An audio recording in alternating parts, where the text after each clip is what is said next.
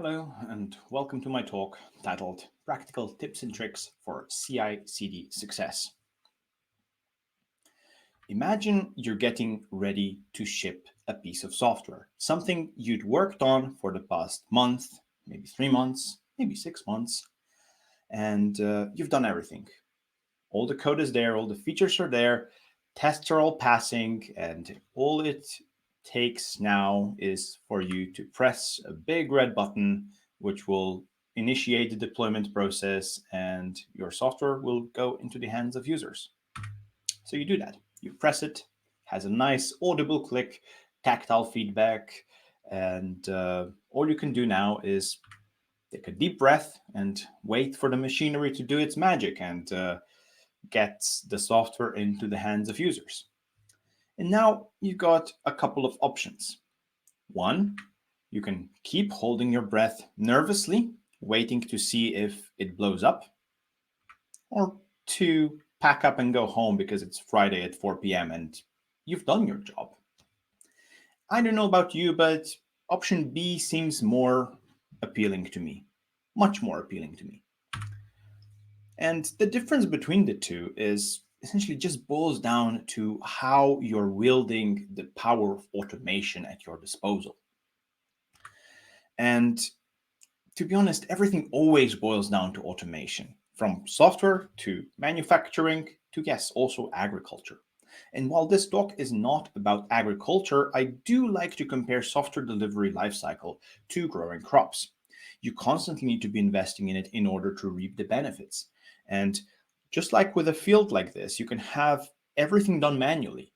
All the weeding, all the planting, all the watering, all the picking can be done manually. Or you can invest into tractors and other machinery, irrigation systems maybe, in order to have to need a lot less humans to do a lot more, probably more predictably as well.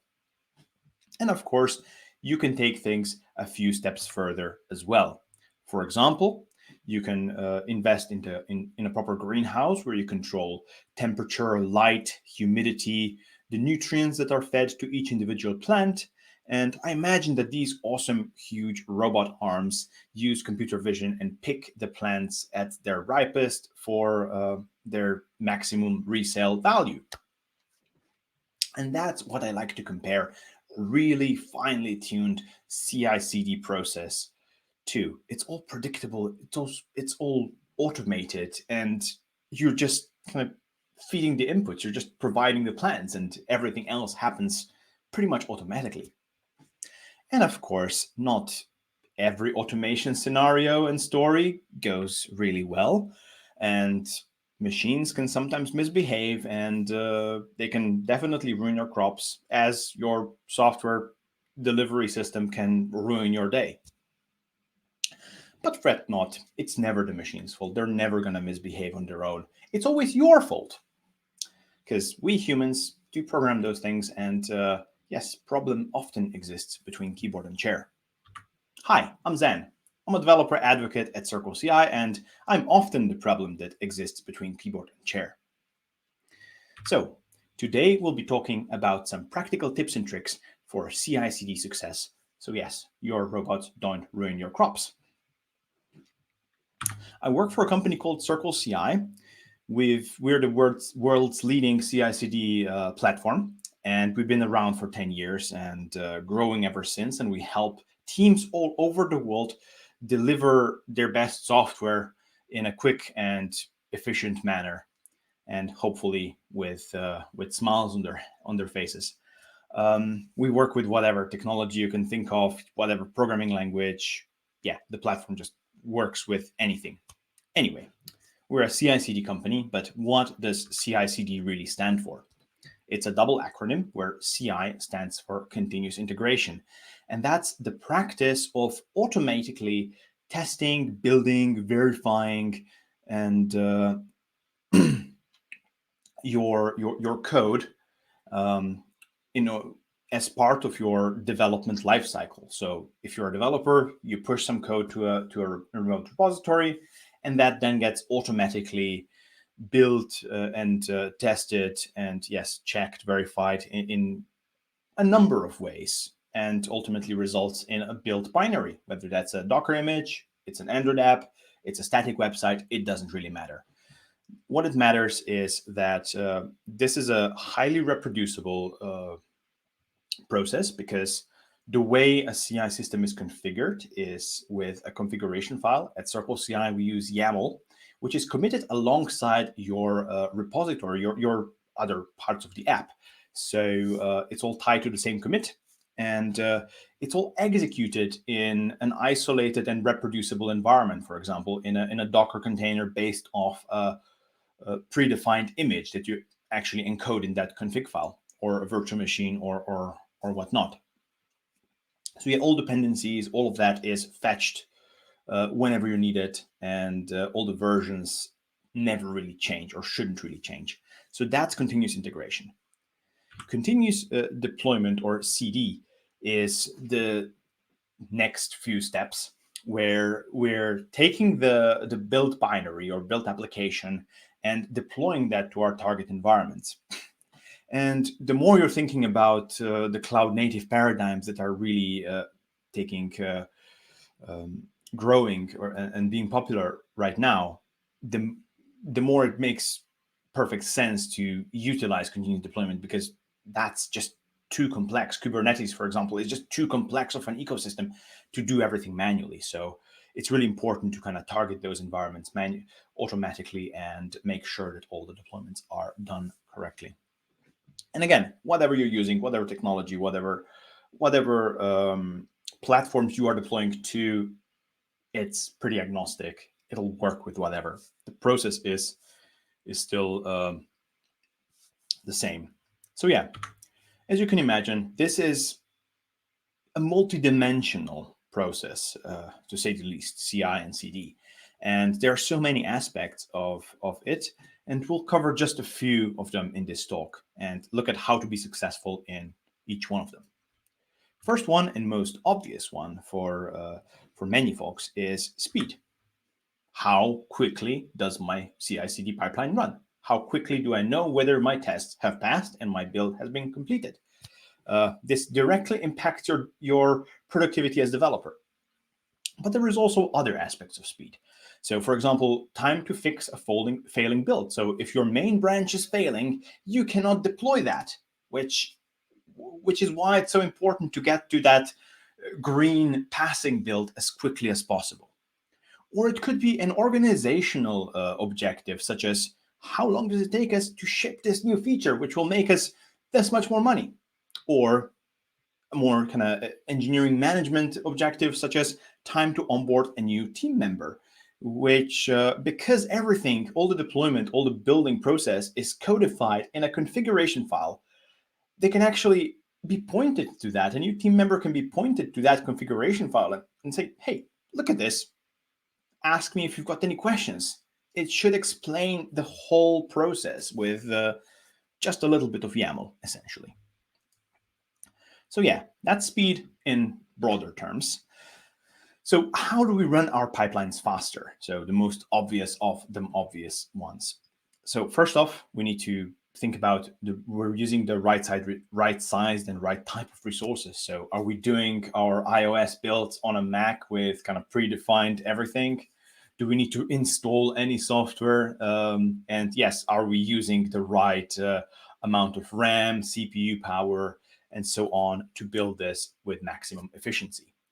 And then we can think about advanced features such as caching. So are we caching our dependencies? Are we caching our artifacts for subsequent builds? How are we utilizing this to really speed up and deduplicate our work? Speaking of deduplicating, sometimes you want to do things concurrently as well. So run jobs and especially tests in parallel. If you've got a long running test suite, you can split those across parallel jobs, which each of those will run like a small portion of those.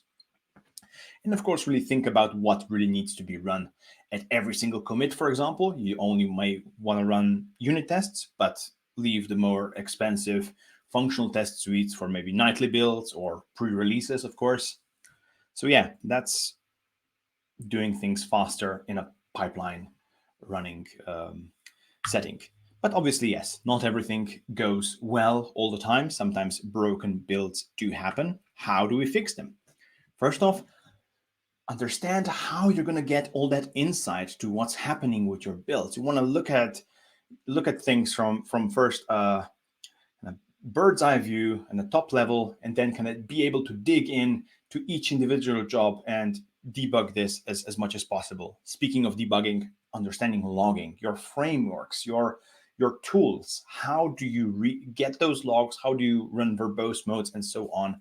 And yes, of course, get those logs out and parse them however you wanna do that. So that might not necessarily be within the CI/CD tool itself. You may want to download them and manipulate them locally.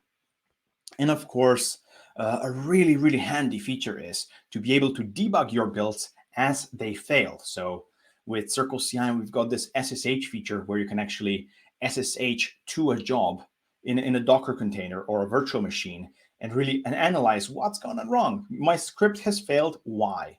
Inspect environment variables and so on, and really be able to see how and why something broke.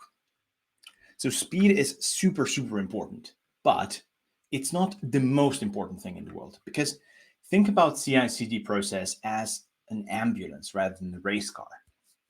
It should definitely go fast. It should go as fast as possible, but it should also carry the payload as much as intact as possible. So, because your payload is a signal that tells you whether your app is actually doing its job or not, because you can run 0 tests in 10 seconds, but will that tell you anything about your app quality? No. So yeah, find that balance. And yes, when you see red lights flashing on that ambulance, go fix it because your build has broken. Anyway, speaking of broken builds, what's more terrifying than that? Of course, it's security breaches. And a CI/CD tool can definitely help you mitigate that risk.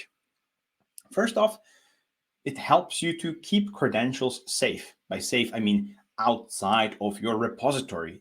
You should never keep credentials in your repository, whether it's deployment credentials or API keys or anything of that type. You can instead encode them in your CI/CD tool where they're encrypted and only injected into builds at build time. And you can also split them across different types of jobs. So build job and deploy job might have access to different types of credentials. And testing job can have different types of credentials as well, which allows you to really isolate those kind of crucial credentials, such as your AWS environment credentials for your production environment.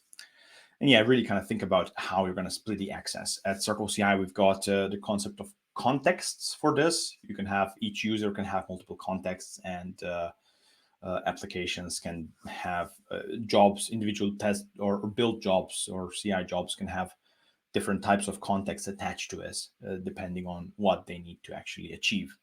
And of course, you can use tools and services that help you analyze your application for security of their dependencies or anything on an automated manner, whether it's static code analysis or yes, dependency scanning. You can do that as part of your CI/CD pipeline and workflow, and essentially fail your build if you're shipping something that's not really 100% secure, which is awesome. All right, now we've kind of covered what's happening inside of a CI/CD tool itself, but what's happening outside or beyond it. First, think about what features are you not using that you could be using.